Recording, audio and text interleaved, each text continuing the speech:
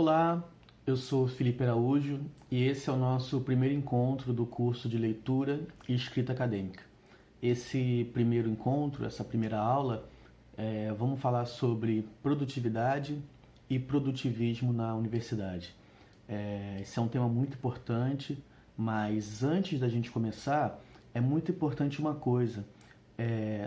Para a gente ler e escrever textos acadêmicos, é fundamental que a gente pratique a leitura e a escrita acadêmica.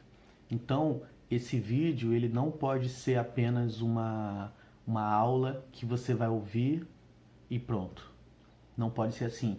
É necessário que a gente trabalhe uma escuta ativa, uma leitura ativa, uma escrita ativa e uma fala também, obviamente, que seja ativa, ou seja, que tenha uma relação viva com o que está acontecendo. Então, primeiro exercício, todos os encontros vai ter exercícios, mas é muito importante que nesse primeiro encontro você pegue um papel, uma caneta ou abra um bloco de notas no seu computador. E é muito importante que enquanto você ouve o que eu vou falar aqui, eu vou fazer uma exposição sobre um tema, e é muito importante que você faça anotações sobre o que eu estou falando. Você não precisa reproduzir todas as frases que eu vou dizer, não é essa a questão.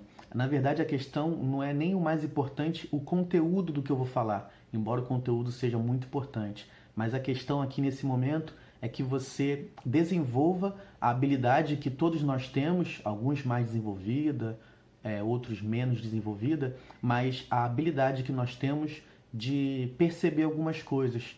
Qual o tema do assunto que está sendo falado, qual a posição que a pessoa que está falando está defendendo, você concorda com essa posição, você discorda, por que que você concorda, por que que você discorda, eu usei exemplos, quais foram, eu usei dados para fundamentar o que eu estou falando, quais foram, se você discorda desses dados que eu usei, você tem como ir nas minhas referências bibliográficas, nas minhas fontes bibliográficas, para você ir lá e questionar, para saber se o que eu falei realmente tem fundamentação. Então tudo isso tem que ser anotado. É importante que você anote essas coisas e esse é o nosso primeiro exercício.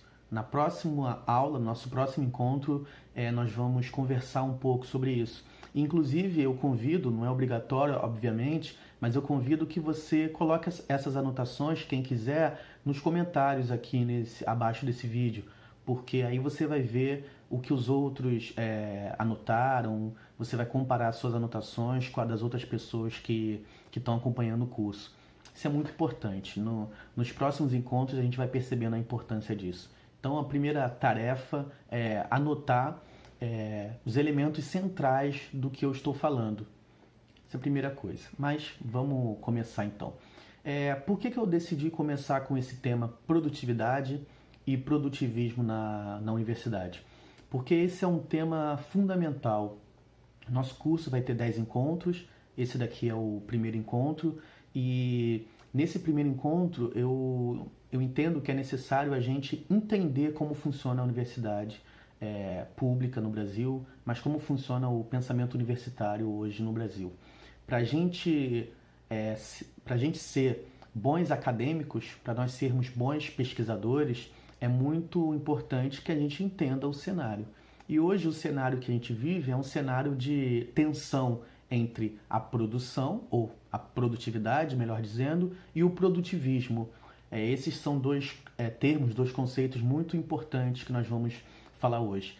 E essa lógica de produtivismo, que é uma lógica de produção exagerada, exacerbada, essa lógica ela tem efeitos sobre a gente. Então a primeira hipótese que eu estou defendendo aqui é que existe um produtivismo dentro da universidade, uma lógica de cobrança de produção exagerada, e essa lógica de produção ela gera um peso sobre nós acadêmicos.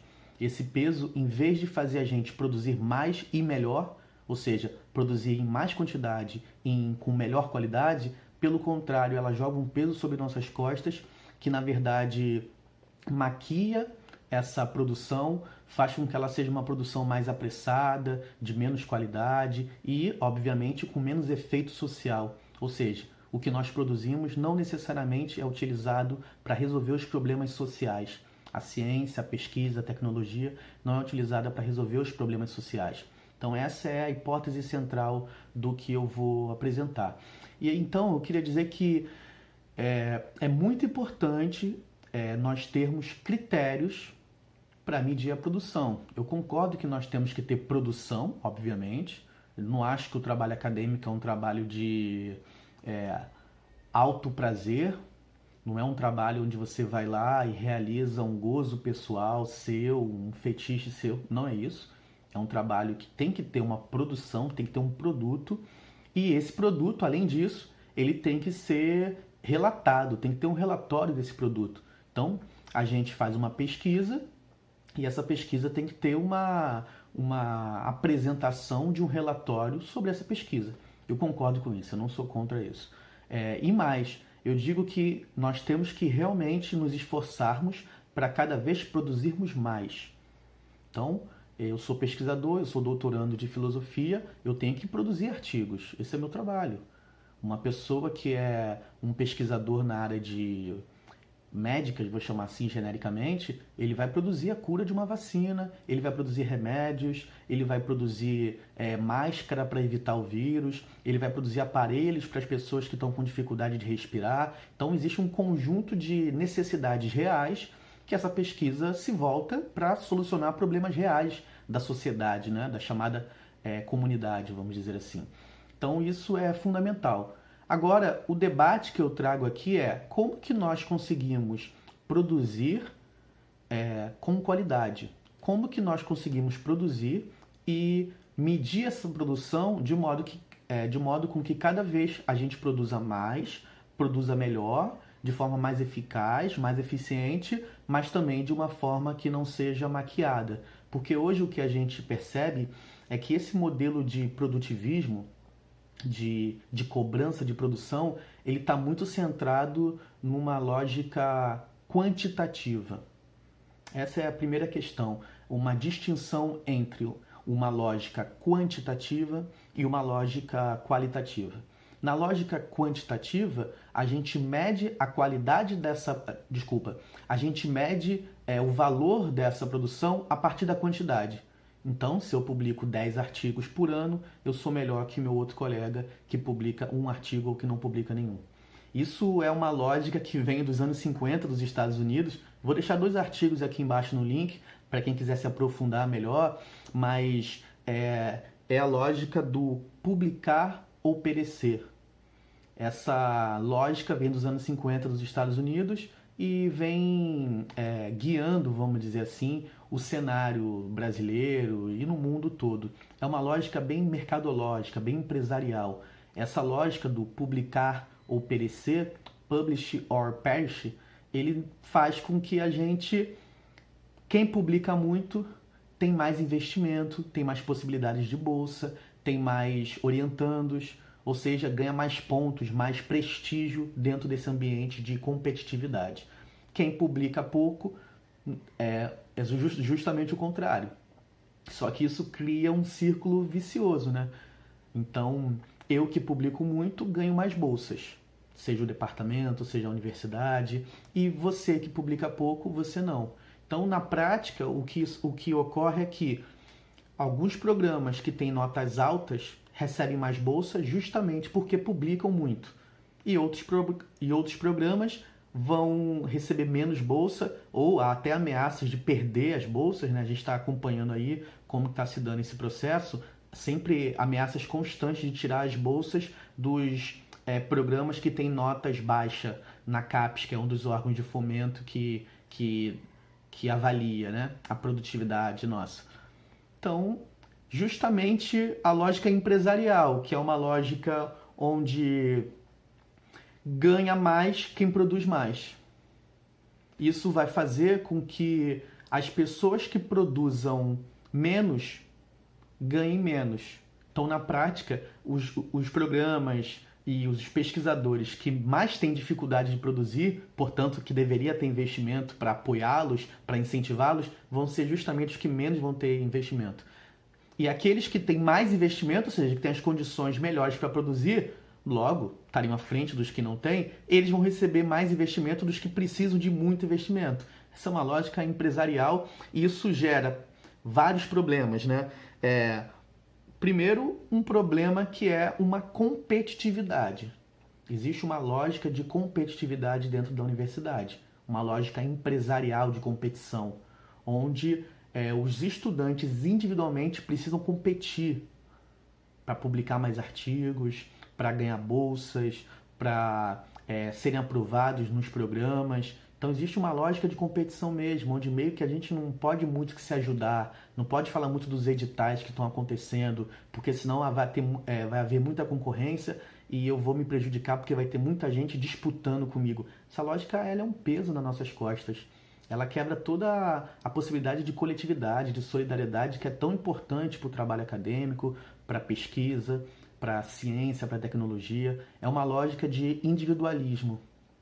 E essa lógica do individualismo faz com que, quando a gente não consegue produzir, a gente assume pessoalmente, individualmente, a culpa, vamos dizer assim, o ônus dessa falta de produtividade. Em outras palavras, a gente que não consegue produzir, a gente acha que a gente é burro, que a gente é incompetente, que a gente não nasceu para a universidade, que a gente não serve para isso. Isso está adoecendo os pesquisadores e os estudantes. Existe uma alta quantidade de pessoas que desistem no meio do caminho, na universidade, na pós-graduação. Existe uma quantidade grande de pesquisadores, de pós-graduandos, por exemplo, que estão adoecendo. Esse peso está recaindo como um peso psicológico, né? Ou seja, está transbordando em problemas emocionais, problemas de ordem social, psicológica mesmo. Pessoas estão tomando remédio para poder lidar com a ansiedade, com a depressão, com o estresse exagerado. Isso é um problema muito grave, porque se nós não estivermos saudáveis, a gente não vai produzir com qualidade. Então isso tudo porque existe uma lógica de quantidade baseada. Eu falei aqui de produção, né, de publicar, mas está também na quantidade de orientandos que um orientador tem, na quantidade de palestras que nós damos, de livros que nós lançamos, e um conjunto de números que nós temos que alcançar. Então, nesse caso, não está sendo avaliado, por exemplo, o impacto social da minha pesquisa. Então, por exemplo, eu pesquiso artes marciais, a importância das artes marciais para lidar com os problemas da vida. Esse é meu tema de pesquisa, né? Não está em questão aí o fator, a importância social, o valor social da minha pesquisa, o impacto social da minha pesquisa para a sociedade. Os pontos, as notas não são baseadas nisso. A nota não está baseada se o professor dá uma boa aula que inspira os médicos a ter uma carreira ética, uma carreira dedicada à saúde social, né? Saúde da nossa humanidade. Não é essa a questão. O ponto não está nisso. A pontuação está se eu publico artigos. Então isso gera alguns problemas. Um dos problemas é que a gente vai sendo obrigado a entrar nessa lógica de mercado, de produtividade, de produtivismo, melhor dizendo, e essa lógica ela pode ser maquiada. Então, artigos que são feitos de forma apressada, artigos que são feitos... você tem uma pesquisa, você publica um artigo e você pega esse mesmo artigo e faz pequenas modificações. Então é a mesma pesquisa passada e você faz modificações e manda para várias revistas para publicar. Artigos feitos em grande quantidade de autores, né? Artigos com muitos autores. Então eu e mais 2 amigos, mais 2 colegas de pesquisa, cada um tem sua pesquisa individual. O que eu faço? Eu pego o meu artigo, coloco o nome dos outros 2. E os outros 2 fazem a mesma coisa. Então, cada um de nós, se publicarmos um artigo cada um, na realidade, cada um vai estar publicando 3 artigos. Só que a pesquisa não sequer foi feita coletivamente. Ela, na verdade, é a pesquisa de um com o nome de outros. Isso são algumas das coisas... Eu não estou falando isso não é nenhum segredo que eu estou falando, não. Isso, inclusive, está nesse artigo que eu informei que vai estar aqui na descrição do vídeo. Isso daí é conhecimento comum da universidade. E nós temos que combater isso. A minha hipótese é que essa lógica empresarial, essa lógica capitalista, ela faz com que a gente crie esse clima de competição, de individualismo, de maquiação, né, de maquiagem dos recursos que nós usamos para conseguir, portanto, essas exigências que nós temos. Então, a qualidade da pesquisa ela fica em segundo plano em relação à quantidade, porque isso vai garantir pontos para o concurso que eu vou fazer, para o processo seletivo que eu vou fazer. Então, isso é uma questão muito grande. Isso está adoecendo os pesquisadores, adoecendo os estudantes, porque o orientador ele tem dezenas de pessoas para orientar. E não tem como ele fazer uma orientação de qualidade se os alunos não sabem ler bem, não sabem escrever bem, não têm suas garantias mínimas para pesquisar. Então, o problema central é que exige-se de nós uma produtividade, concordo que tem que ter essa exigência de produtividade, mas não existe nenhuma estrutura. Nós não temos uma estrutura adequada. A bolsa, por exemplo, sequer é vista como um salário. Nós não temos direitos trabalhistas. A gente não tem direito à aposentadoria a partir da bolsa, licença maternidade para homens e mulheres, caso eu tenha algum problema, depressão, caso eu tenha algum problema motor, físico, eu não posso, entre aspas, me afastar, né? Pedir licença remunerada. Isso acaba interferindo no processo de concluir o curso dentro do prazo. Então é mais importante para esses órgãos de avaliação que eu conclua o curso dentro do prazo do que exatamente a qualidade da minha pesquisa, o impacto social positivo da minha pesquisa. Essa é uma questão que a gente tem que pensar, né? Então existe uma lógica de redução dos custos. A gente está vendo isso. Essa lógica de redução dos custos, ela é totalmente perniciosa para a pesquisa acadêmica. A pesquisa acadêmica, ela precisa ter liberdade, ela precisa ter autonomia, ela precisa ser um trabalho coletivo. Para a gente encontrar a cura de uma doença, não é um trabalho individual, como a gente vê nos filmes. Um cientista que quer salvar um ente querido da família e ele pega os equipamentos do laboratório, leva para casa e ele cria uma cura para ressuscitar a esposa, o filho. Não é assim no mundo real. No mundo real, para a gente conseguir a cura de uma doença, inventar uma vacina, produzir um objeto tecnológico, um aparelho respiratório, para produzir uma máscara para não pegar um vírus, isso é necessário um conjunto de pessoas, milhares de pesquisadores envolvidos, milhões de profissionais capacitados, especializados em nível técnico, em nível graduação, em nível pós-graduação. A ciência, a tecnologia, ela é um trabalho coletivo. Por mais que essa lógica do individualismo e da competitividade, ela faça que a gente ache que o nosso trabalho é um trabalho individual. E isso é um peso sobre nós, isso é um peso que está nos adoecendo, porque a gente se sente um pouco isolado, desgastado, deprimido. Parece que é um trabalho sozinho, um trabalho, inclusive, que nós não podemos nem pedir ajuda. Você é um doutorando que está com várias dificuldades para terminar a sua tese. Você não tem o direito de pedir ajuda. Você não pode publicar na internet um vídeo, um texto dizendo que você não sabe escrever, que você não consegue escrever. Pelo contrário, essa lógica de produtividade faz com que você tenha que criar uma aparência, uma maquiagem, uma máscara de que você produz muito, que você lê muito, que você cria muito. Isso tem que ser discutido entre nós e, repito, esse não é um problema individual. Não podemos assumir isso como um problema individual que tem que ser resolvido individualmente. Claro que tem um empenho individual de cada um. Temos cada vez que ler melhor, escrever melhor, produzir bastante, criticar o que já foi produzido, investigar. Isso tudo é fundamental e é um trabalho, acima de tudo, individual. Mas ele não pode se isolar no trabalho individual. Porque ou a gente aceita a lógica do sistema, entra nas regras, publicar ou perecer, e aí a gente entra nessa lógica maluca, esse ciclo vicioso. Quanto mais você publica, mais artigos você vai ter que ler e mais vai ter que se envolver com revistas para ser parecerista, porque para a revista publicar ela precisa de pareceristas.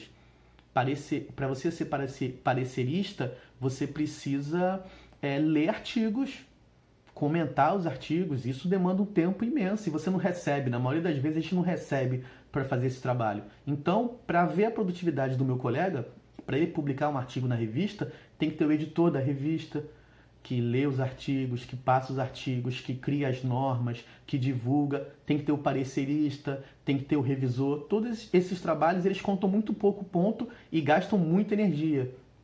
Mas quem ganha mais ponto é quem publicou na revista. que também teve muito esforço, obviamente, mas existe uma lógica aí de um trabalho não remunerado.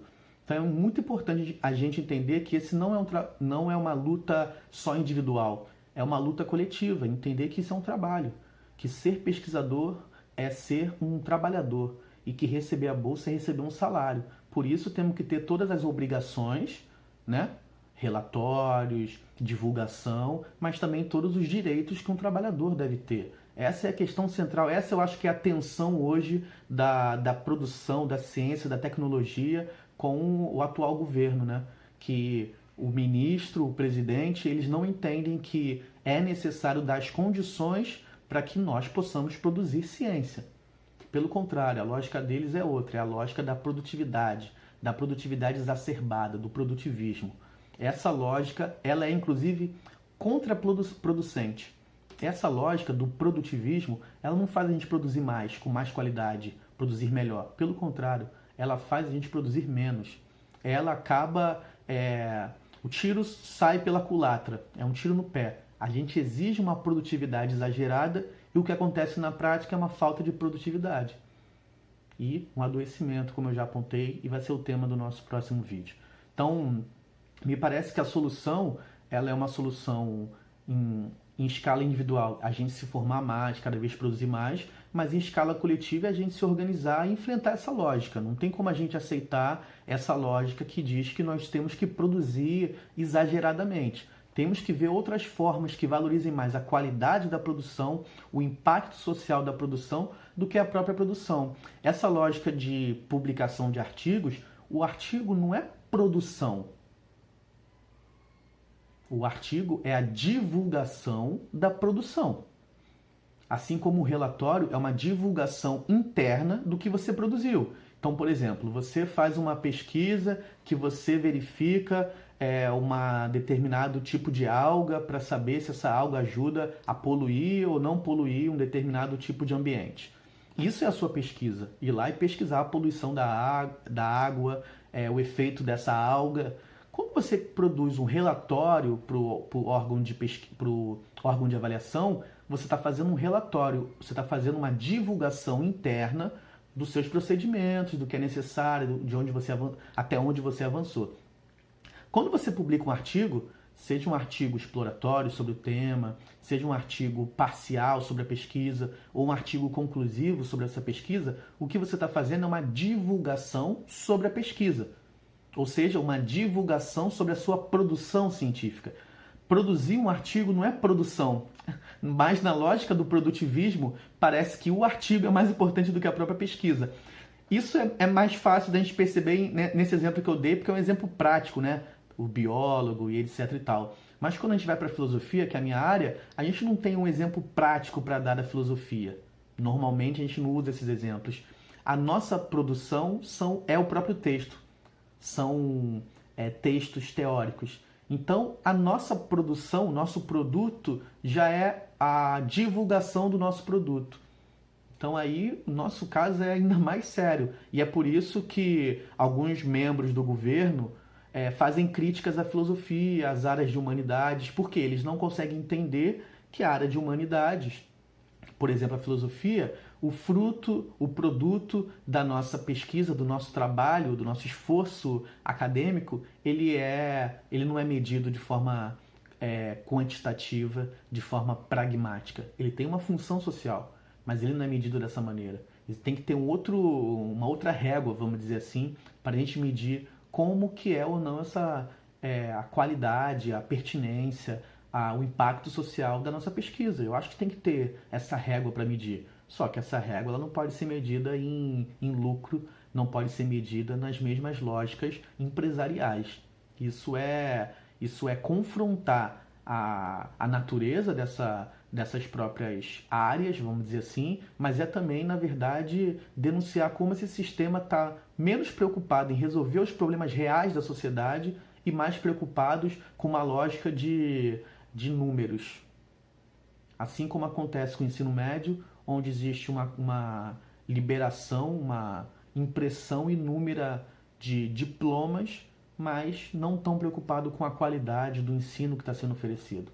De novo, é a mesma lógica mercantilista, de produtivismo, onde você libera diplomas para todo mundo, mas os estudos têm provado que a maior parte dos estudantes do ensino médio saem do ensino médio sem ter absorvido o necessário esperado para essa fase do ensino.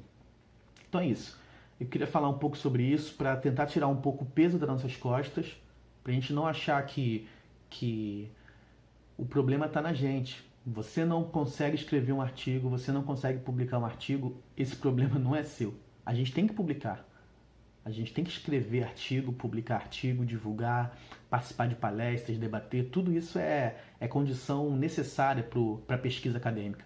Mas o fato da gente não conseguir tem mais a ver com uma falta de base, uma falta de base escolar, vamos dizer assim, né?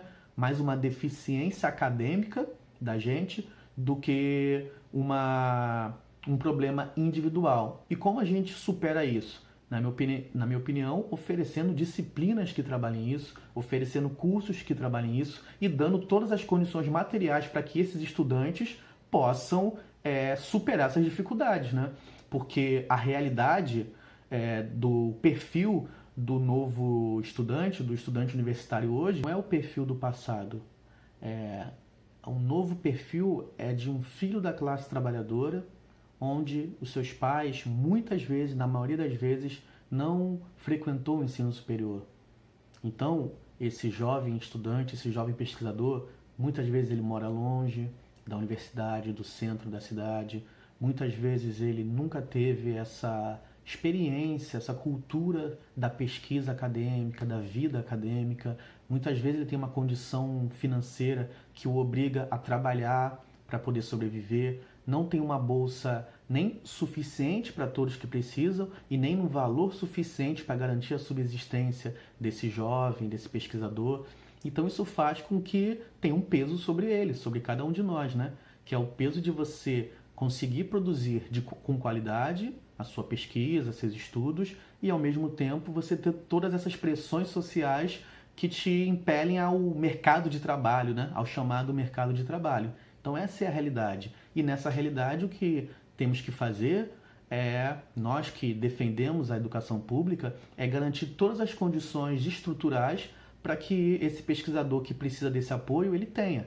Então ele tem que ter cursos, tem que ter disciplinas, ele tem que ter apoio financeiro, ele tem que ter condições de almoçar na universidade, condições de morar na universidade, se ele for de outro estado, de outra cidade, tem que ter transporte público para ele tem que ter uma bolsa, que na verdade é um pagamento pelo trabalho dele, então ele oferece um trabalho, ele recebe um salário por isso. Tudo isso são condições mínimas, além de um apoio psicológico, né? Porque muitas dessas pressões elas são novas para esse pesquisador. Então tem que ter um apoio psicológico para os professores, para os estudantes, de modo que a gente consiga lidar melhor com essa situação, sobretudo no mundo que a gente está hoje, onde as perspectivas elas não são as mais animadoras, né? As pessoas estudam, fazem faculdade, fazem pós-graduação, e isso não garante que elas vão ter uma vida financeiramente estável. Isso tem mexido com o lado emocional, com o lado social das pessoas. Então a universidade tem que pensar sobre isso, pesquisar sobre isso e prestar apoio emocional, apoio psicológico para essas pessoas. Basicamente era isso que eu queria falar.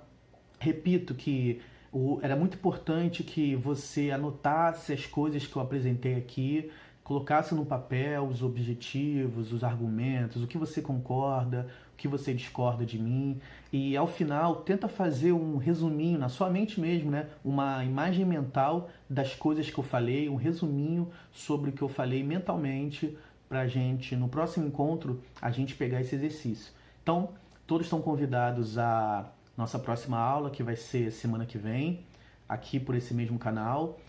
Todos estão convidados a deixar comentários, dizer o que vocês acharam, sugestões. Se quiserem também esse exercício de colocar os tópicos, os elementos que foram expostos aqui, coloca ele aí também nos comentários. E curtir a página se você gostou do vídeo, compartilhar se você acha que esse vídeo vai contribuir com outras pessoas interessadas no tema. E se quiser saber dos próximos vídeos, para ser avisado quando o próximo vídeo sair na semana que vem, você se inscreve no canal. Muito obrigado pela atenção e até a próxima.